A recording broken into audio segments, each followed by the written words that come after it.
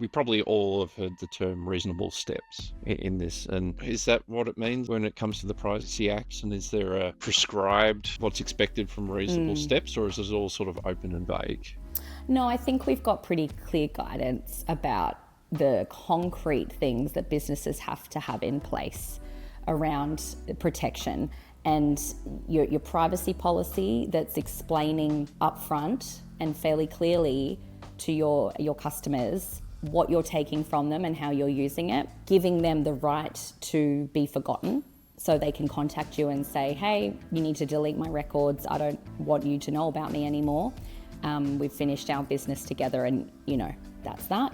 And that you can actually go and do that, which is where the data mapping comes back into hand, because you know where that all might be and you can go and scrub that data. That's a pretty important one. And it's kind of you can either do it or you can't. So that's a pretty big one, to be able to respond to somebody's request. And I've seen them from time to time, and that's fair. Some people absolutely want to stay off the grid and remove themselves from databases. And the other piece where I find you might get into trouble is when you're spamming and breaching some marketing rules, that the interplay with the privacy laws around spam and not giving people the right to opt out to the marketing communications. That's a pretty clear, have you done it or haven't you?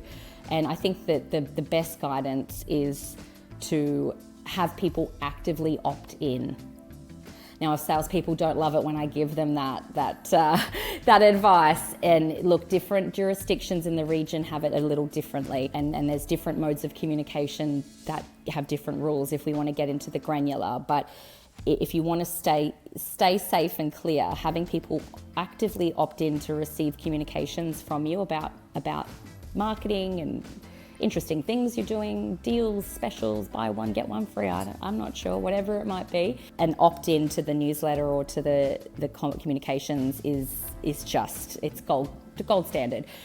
If you don't want to quite limit yourself to marketing there, I would have a really clear opt-out button, and then actually going and making sure that they're opting out and they're not going to get any more email from you. Because again, I think people they have a bit of good grace with business if they know you, they've been working with you, you're getting emails, but then at some point it's like, it's too much, and you opt out. And if you still get the emails, that we've all had that feeling.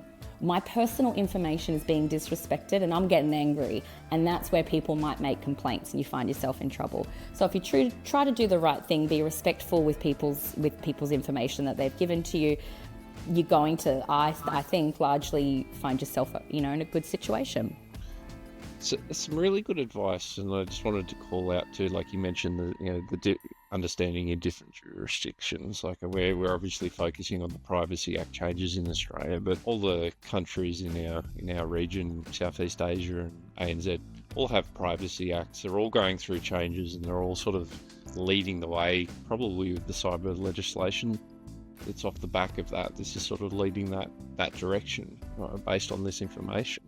And you just mentioned there the whole anti-spam side, and it's like there's a lot of things going on in this space.